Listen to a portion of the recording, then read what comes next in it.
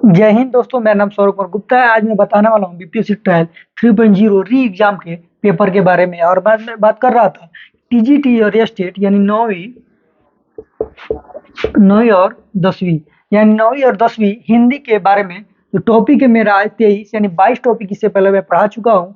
और मेरे YouTube channel पर केवल टॉपिक वाइज ही वीडियो आता है और वही टॉपिक आता है जो महत्वपूर्ण है बीपीएससी ट्रायल 3.0 के हिंदी के लिए।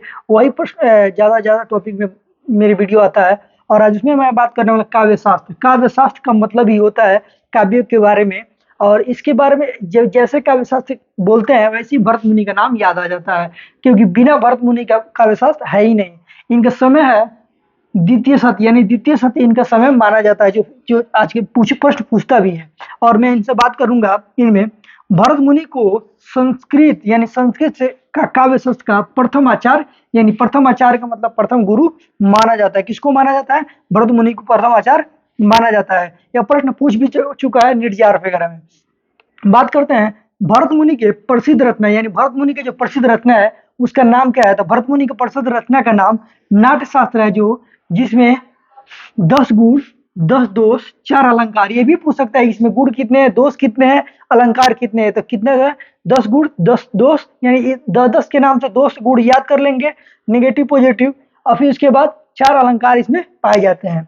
और इसमें बात करें आचार्य भरत ने नाट्य शास्त्र को पंचम वेद भी कहा है, यानी इसको पांचवा वेद भी नाट्य शास्त्र को कहा है। 4 वेद तो पहले से ही होता है, लेकिन नाट्य शास्त्र को पंचम वेद भी कहा है। और कौन कहा है?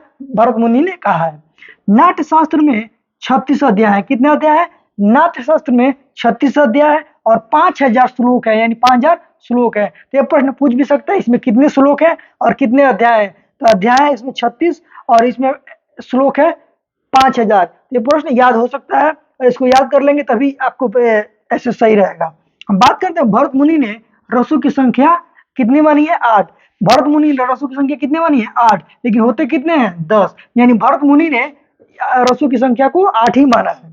अगर ऐसे पूछता है कि रसों की संख्या कितना है तो बताएंगे 10। अगर बोलेंगे कि भरत मुनि ने रसों की संख्या कितना माना है तो क्या बोलेंगे? 8। भामा ने काव्य अलंकार नामक ग्रंथ की रचना की है। तो यानी भामा ने काव्य अलंकार नाम की ग्रंथ की रचना की है, जो 6 परिच्छेदों में किया है, यानी 6 परिच्छेद या 6 तरीकों से इसका हुआ है। अब बात करते हैं आचार्य दंडी। आचार्य दंडी भी बहुत ज्यादा जरूरी है, जो काव्य दश नामक महनीय ग्रंथ रचना की। किसने किया है? आचार्य दंडी ने काव्य दश नामक महनीय ग्रंथ की रचना किया है। बात करते हैं वामन रीति संप्रदाय के प्रवर्तक है। वामन रीति संप्रदाय के प्रवर्तक है, जिसके द्वारा रुद्रहाट की रचना नाम काव्य अलंकार है।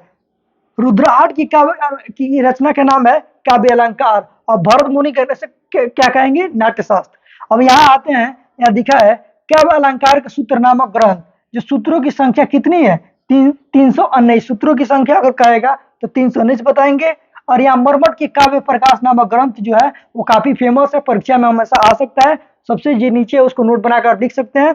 मरमट के काव्य प्रकाश ग्रंथ बहुत फेमस है। और दूसरा है कि आचार्य भरत के नाट्य शास्त्र के बारे में, और नाट्य शास्त्र को पंचवेद भी कहा जाता है। यह प्रश्न आ सकता है। ऐसे ही टॉपिक वाइज वीडियो देखने के लिए हमारे चैनल को सब्सक्राइब करिए, लाइक करिए। जय